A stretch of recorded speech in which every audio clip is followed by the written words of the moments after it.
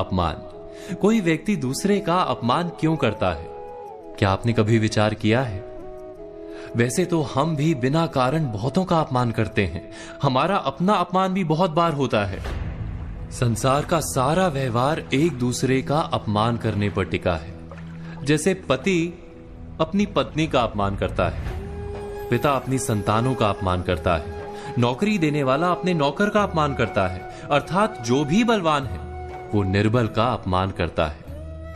यदि हम शक्तिमान हैं तो अपमान के बदले में लड़ाई करते हैं, और यदि लड़ने की शक्ति नहीं होती तो हम अपमान सह लेते हैं, स्वयं को निर्बल और असहाय मान लेते हैं। हमें छोटे होने का एहसास होता है। ऐसा प्रतीत होता है जैसे हमारी आत्मा कुचली गई हो। किंतु कोई किसी का अपमान क्यों करता है?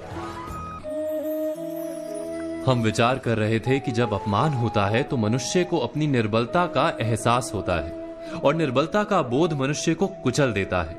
वो अधिक से अधिक निर्बल बन जाता है, अत्याचार सहने की आदत सी पड़ जाती है, आत्मविश्वास का नाश हो जाता है।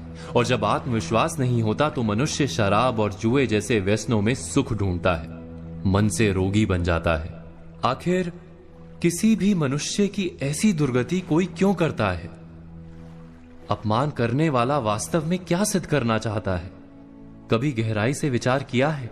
वास्तव में हम किसी का अपमान करते हैं उसकी निर्बलता सिद्ध करने के लिए, यह बताने के लिए कि हम अधिक शक्तिमान हैं। अर्थात वास्तव में अपमान करने वाला स्वयं अपने आप को शक्तिमान या बलवान सिद्ध करने का प्रयास कर रहा है। अपमान करने वाला हकीकत में अपनी शक्ति से आश्वस्त नहीं है, उसे अपनी शक्ति पर भरोसा नहीं है। दूसरों को चुनौती देकर वो अपनी शक्ति पर विश्वास प्राप्त करने की कोशिश करता है। क्या ये सच नहीं कि जब हम किसी का अपमान करते हैं तो वास्तव में इतना ही प्रकट करते हैं कि हमें अपने बल पर भरोसा नहीं? हमें संसार एक अविरत संघर्ष प्रतीत होता है, कभी ना रुकने वाली एक जंग सी दिखाई देती है। हम अपने निकट आने वाले सभी को प्रतिद्वंदी मानते हैं, फिर वो पति या पत्नी ही क्यों ना हो। हमें निरंतर लगता है कि हमें अपनी शक्ति सिद्ध करनी होगी, अन्यथा हमारा शोषण होगा, हम किसी के गुलाम बन जाएंगे। किंतु क्या हमने कभी विचार किया है कि दूसरों को प्रतिद्वंदी अर्थात दुश्मन मानने के बदले कलीग मान लें, हमारी सहायता करने वाले सहयोगी मान लें, अर्थात दूसरे व्यक्ति को प्रेम करें तो उसका अपमान करना आवश्यक ही नहीं होगा।